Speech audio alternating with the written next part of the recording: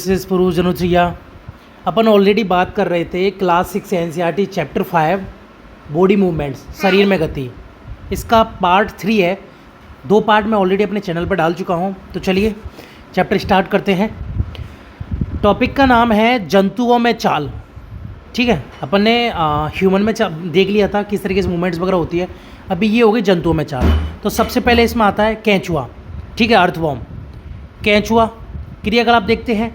बगीचे में चलते हुए एक केंचुए का निरीक्षण कीजिए। इसे पकड़कर एक स्याही, सोख या फिल्टर पेपर पर रखिए। इसकी गति का प्रेक्षण कीजिए। इसके पश्चात केंचुए को एक कांच की पट्टी या टुकड़े, टाइल अथवा किसी चिकनी सतह पर रखिए तथा इसकी गति का प्रेक्षण कीजिए। क्या यह गति पेपर पर केंचुए की गति से भिन्न है? ऊपर की 2 सतहों में से किस पर केंचुआ आसानी से चल सकता है? तो केंचुए का शरीर एक सिरे को दूसरे से सटाकर रखे हुए अनेक झिल्लियों से बना प्रतीत होता है। एक्चुअली क्या है कि इसकी जो बॉडी होती है वो सेगमेंट में बनी होती है, खंड में, इस तरीके से। ठीक है, 125 के करीबन खंड होते हैं इसकी बॉडी में। केंचुए के शरीर में अस्थियां नहीं होती, बिल्कुल सही बात है, कोई भी बोन नहीं होती है इसमें, परंतु इसमें पेशियां होती हैं जो इसके शरीर के घटने और बढ़ने में सहायता करती है। भाई एक्चुअली क्या है, एक बार संकुचित होंगे पास में, फिर क्या आगे वाला हिस्सा खिसकेगा। ठीक है, फिर खिसक के आगे बढ़ जाएंगे, फिर पीछे वाला हिस्सा आगे जाएगा, फिर संकुचित हो जाएंगे, फिर आगे बढ़ेंगे। इस तरीके से आगे बढ़ते हैं। ठीक है, इनमें मसल मूवमेंट्स होती हैं इनमें, तो इनके शरीर के घटने और बढ़ने में सहायता करते हैं। चलने के दौरान केंचुआ अपने शरीर के पश्च भाग को भूमि में जकड़े रखता है। बिल्कुल सही बात है, पीछे के भाग को जो है वो भूमि में जकड़ के रखेगा वो। ठीक है, तथा अग्रभाग को फैलाता है। भाई आगे के भाग से आगे बढ़ेगा, पीछे का जकड़ा रहेगा। इसके बाद वह अग्रभाग से भूमि को पकड़ता है तथा पश्च भाग को स्वतंत्र कर देता है। ठीक है, वही वाली बात होगी ना, एक हिस्से को इसने मतलब संकुचित होते तो एक हिस्से को जकड़ लिया उसने, तो एक हिस्सा जो है वो आगे बढ़ेगा, फिर दूसरे हिस्से को जकड़ देगा तो पीछे वाला हिस्सा जो है आगे आ जाएगा। इस तरीके से इन मूवमेंट्स होती है।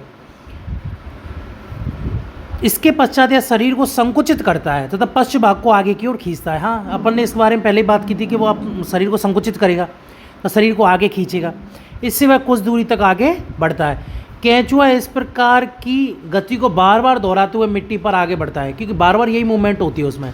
संकुचित होगा, जकड़ के रखेगा, आगे बढ़ेगा, फिर पीछे वाले हिस्से को ढीला छोड़ देगा, वो आगे बढ़ जाएगा। इस तरीके से आगे बढ़ता है। इसके शरीर में चिकने पदार्थ होते हैं जो इसे चलने में सहायता करते हैं। ठीक है, इसके शरीर में क्या होते हैं, एक चिकने पदार्थ होते हैं जो इनकी बॉडी मूवमेंट्स में हेल्प करते हैं।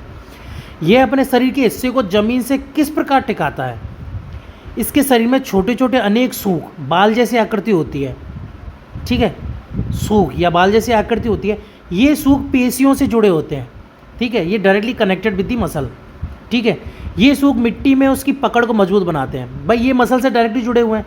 एक्चुअली कैसे मतलब समझ सकते हो कि जैसे कि हर एक खंड में क्या है, इसके में खंड है, उस खंड में क्या है, मसल समझ लो, मसल है, उस मसल से क्या सूख निकल रहे हैं, तो वो सूख क्या डायरेक्टली कनेक्टेड है मसल से। जैसे ही कोई चीज़ को वो सूख के थ्रू पकड़ेगा तो समझ लो वो मसल के थ्रू पकड़ रहा है। ठीक है, तो जकड़ लेगा वो अच्छे से। केंचुआ वास्तव में अपने रास्ते में आने वाली मिट्टी को खाता है। बिल्कुल सही बात है, मिट्टी खाता है वो। ठीक है, उसका शरीर अनपचे पदार्थ को बाहर निकाल देता है। बिल्कुल, केंचुआ द्वारा किया गया यह कार्य मिट्टी को उपजाऊ बनाता है। बिल्कुल सही बात है, किसान का दोस्त भी बोला जाता है इसे इसीलिए। ठीक है, जिससे पौधों को फ़ायदा होता है। ठीक है, तो ये केंचुए की हो गई, अपन ने ये कंप्लीट कर लिया। नेक्स्ट देखते हैं घोंगा क्रियाकलाप। किसी बगीचे में घोंगे का अवलोकन कीजिए। क्या आपने उसकी पीठ पर गोल संरचना देखी है? इसे कवच कहते हैं। उसकी शरीर पर जो गोल संरचना पाई, देखो मैं दिखा देता हूँ एक बार। ये घोंगा है, इस पर जो संरचना ये पाई जा रही है, ये कवच है इसका। ठीक है, ये आपने देखा होगा ज़रूर। ठीक है, परंतु यह इसे कवच कह दिया। घोंगे का बाह्य कंकाल है। ठीक है, एक्जोस्केलेटन है ये, बाह्य कंकाल, परंतु यह अस्थियों का बना नहीं होता है। बिल्कुल सही बात है, ये अस्थियों का नहीं बना होता है। ठीक है, मुलायम होता है, अस्थियों का बना नहीं होता है।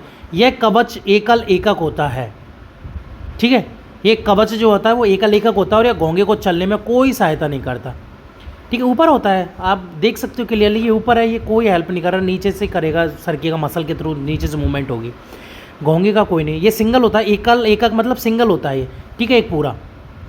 ठीक है, यह घोंगे के साथ खिंचता जाता है, उस पर अटैच होता है। जैसे कि क्या अगर अपनी पीठ पे कोई सामान रख लो, जैसे 2-5 किलो का, ठीक है, अपन चलेंगे तो जाहिर सी बात है वो सामान भी चलेगा। इस तरीके से है। बाकी का इसका कोई डायरेक्टली ना मूवमेंट पे कोई हेल्प है ना किस कोई है। घोंगे को कांच की पट्टी पर रखकर इसका सावधानी पूर्वक परीक्षण कीजिए। जब यह चलना प्रारंभ करे तो सावधानी से कांच की पट्टी को अपने हाथों से अपने सिर से ऊंचा उठाकर कांच के नीचे की ओर से इसके चलने के ढंग को परीक्षण कीजिए। ठीक है, करना क्या है, जैसे कि आपने किसी कांच की पट्टी पर रख लिया, ठीक है, कांच की पट्टी पर रख लिया, उसके बाद क्या है कि कांच की पट्टी को नीचे से देखना है, तो घोंगा चलता हुआ दिखाई देगा, तो उसमें जो है उसकी मूवमेंट दिखाई देगी, मसल मूवमेंट होती है इसमें। कवच का छेद खुलने पर आपने उससे एक मोटी मांसल संरचना एवं सिर बाहर आते देखा है। ठीक है, जैसे कवच का छेद खुलेगा उससे एक मोटी और मांसल संरचना और सिर बाहर आएगा। मोटी संरचना इसका पैर है जो दृढ़ पेशियों का बना होता है। ठीक है, दृढ़ बोले तो कठोर। अब सावधानीपूर्वक कांच की प्लेट को एक और थोड़ा झुकाइए। पाद की लहरदार गति दिखाई देती है। ठीक है, पाद जो है वो लहरदार दिखाई देगा। ठीक है, लहरदार गति दिखाई देगी। क्या घोंगे की गति कैंचुओं की गति से तीव्र है या धीमी? तो घोंगे की जो गति होती है वो मतलब धीमी होती है, बहुत स्लोली चलता है ये। नेक्स्ट है तिलचट्टा। किसी कॉकरोच का परीक्षण कीजिए। ठीक है, तिलचट्टा ज़मीन पर चलता है, ठीक है, दीवार पर चढ़ता है, वायु में उड़ता भी है। इनमें 3 जोड़ी पैर होते हैं। ठीक है, 3 जोड़ी, 1 2, तीसरा कहाँ गया, ये रहा आगे, मतलब हाँ ये 1, ये 2 और ये 3। ठीक है, आगे की साइड में ये 3। इसका शरीर कठोर बाह्यकंकाल द्वारा ढका होता है। हाँ, ये चलने में हेल्प करते हैं। ठीक है, पैर है तो डायरेक्टली चलेगा, कोई दिक्कत नहीं। इसका शरीर कठोर बाह्यकंकाल बाह्यकंकाल द्वारा ढका होता है। बहुत टाइट होता है कॉकरोच, आप टच करोगे तो बहुत हार्ड होता है ऊपर से। यह बाह्यकंकाल विभिन्न एककों की परस्पर संधियों द्वारा, ठीक है, अलग अलग पार्ट्स की संधियों के द्वारा बना होता है। जैसे घोंगे में एकल होता है, ऐसे इसमें एकल नहीं होता है। ये विभिन्न पार्ट्स के मिलकर बना होता है, जिसके कारण गति संभव हो पाती है। ठीक है, अलग अलग मूवमेंट होती है। थोरैक्स वाले रीजन हो गया, हेड वाला हो गया, ठीक है, तो ईजिली गति कर पाते हैं थोरैक्स, हेड, अलग अलग पोर्शन की वजह से। बच्च से 2 जुड़े पंख, थोरैक्स से 2 जुड़े पंख भी जुड़े होते हैं। 2 जोड़ी पंख भी जुड़े होते हैं। ठीक है, 2 जोड़ी इसमें पंख पाए जाते हैं। अगले पैर सकरे और पिछले पैर चौड़े और बहुत पतले होते हैं। ठीक है, अगले पैर ये सकरे हो गए, पिछले पैर बहुत चौड़े हो गए। ठीक है, तिलचट्टे में विशिष्ट पेशियाँ होती हैं, बिल्कुल सही बात है। ठीक है, तिलचट्टे में क्या होता है, विशिष्ट पेशियाँ होती हैं। पैर की पेशियाँ उन्हें चलने में सहायता करती हैं, बिल्कुल। बच्च की पेशियाँ तिलचट्टे के उड़ने के लिए उसके पैरों को गति देती हैं। ठीक है, बच्च मतलब थोरैक्स वाले रीजन में इसमें क्या पेशी पाई जाएंगे, वो पेशी क्या करेंगे, उसको उड़ने में मदद करेंगे। भाई मजबूत होगा तभी तो फर आराम से उड़ सकेंगे, मतलब जो उसके पंख है वो ईजिली ऊपर नीचे होंगे। अगर वो इससे कमज़ोर होगा तो पंख जैसे ऊपर नीचे होंगे तो वो तो वहाँ तक टूट के अलग हो जाएंगे, या फिर उसका बच्च जो है वो अलग हो जाएगा। लेकिन वो मजबूत है, मजबूती से जुड़े होते हैं, तो पंख ईजिली फटते ऊपर नीचे होते रहते हैं। नेक्स्ट है पक्षी। क्रियाकलाप देखते हैं। पक्षी हवा में उड़ते भी हैं, भूमि पर चलते भी हैं। बत्तख और हंस जैसे पक्षी पानी में तैरते भी हैं। पक्षी इसलिए उड़ पाते हैं क्योंकि उनका शरीर उड़ने के लिए अनुकूलित होता है, क्योंकि इनकी हड्डियाँ खोखली होती हैं, इनमें हवा भरी रहती है। ठीक है, मजबूत होती हैं, खोखली होती हैं। उनकी अस्थियों में वायु प्रकोष्ठ होते हैं। हाँ ठीक है, बिल्कुल, एयर सैक होते हैं इनमें, जिनके कारण इनकी अस्थियाँ हल्की और परंतु मजबूत होती हैं। पश्चपाद की अस्थियाँ चलने एवं बैठने के लिए अनुकूलित होती हैं। पिछले पैरों की जो अस्थियाँ होती हैं चलने एवं बैठने के लिए अनुकूलित होती हैं। अग्रपाद की अस्थियाँ जो रूपांतरित होकर पक्षी के पंख बनाती हैं, इसलिए तो हमें 2 पैर दिखाई देते हैं, 2 जो होते हैं वो पंख में बदल जाते हैं, आगे के जो होते हैं। कंधे की अस्थियाँ जो होती है वो मजबूत होती है। हाँ ठीक है, शोल्डर की जो बोन्स होती है वो मजबूत होती हैं पक्षी की। बच्चे की अस्थियाँ उड़ने वाली पेशियों को जकड़े रखने के लिए विशेष रूप से रूपांतरित होती हैं। ठीक है, जो थोरैक्स की जो अस्थियाँ होती हैं उड़ने वाली पेशियों को जकड़े रखने के लिए विशेष रूप से रूपांतरित होती हैं।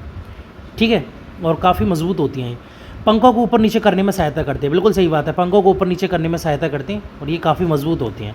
अगर मजबूत नहीं होंगी तो पंखों को ऊपर नीचे करना आसान नहीं होगा। ठीक है, नेक्स्ट है मछली। कागज़ की एक नाव बनाकर इसे पानी पर इस प्रकार रखिए कि उसका नुकीला भाग आगे की ओर रहे। इसे धीरे से धक्का दीजिए। क्या यह जल पर आगे की ओर तेज़ी से जाती है? बिल्कुल।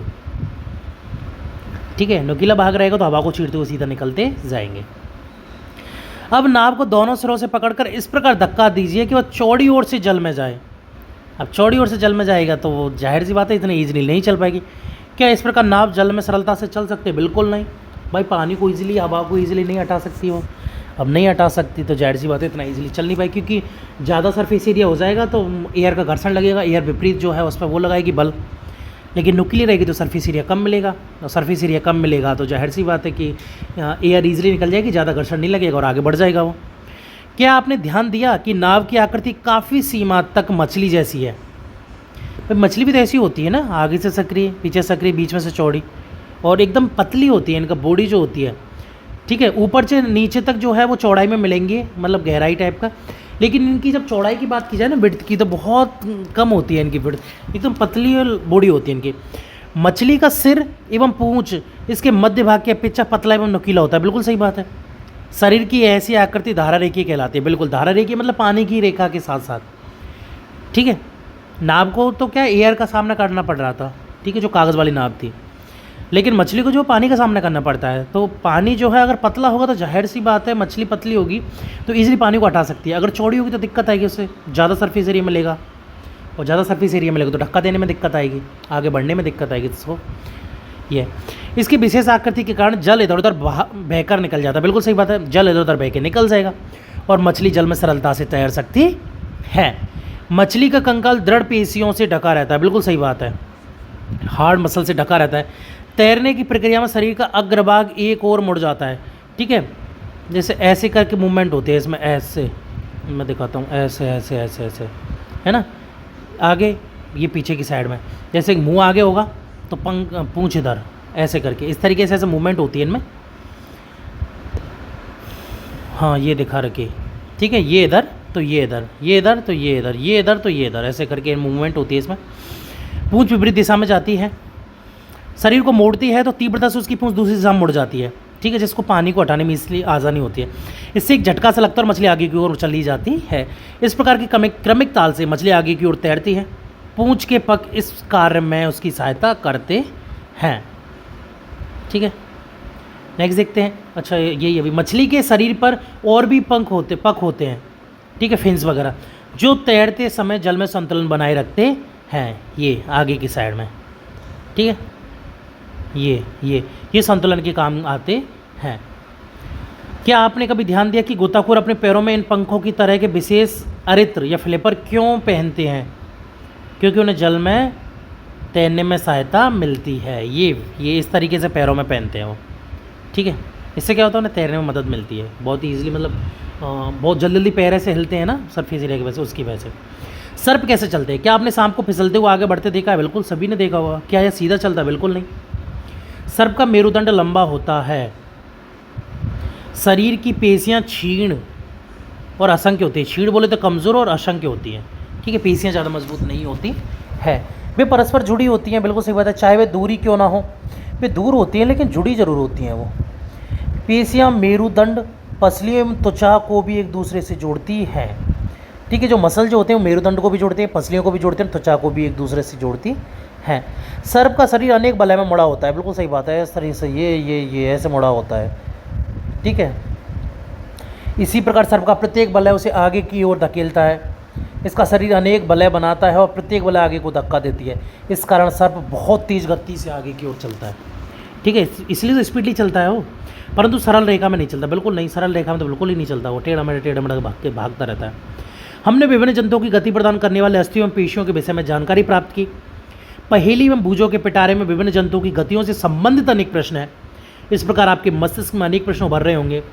प्रसिद्ध ग्रीक दार्शनिक अरस्तु ने अपनी पुस्तक गेट ऑफ एनिमल्स में स्वयं अपने आप से ऐसे अनेक प्रश्न पूछे थे।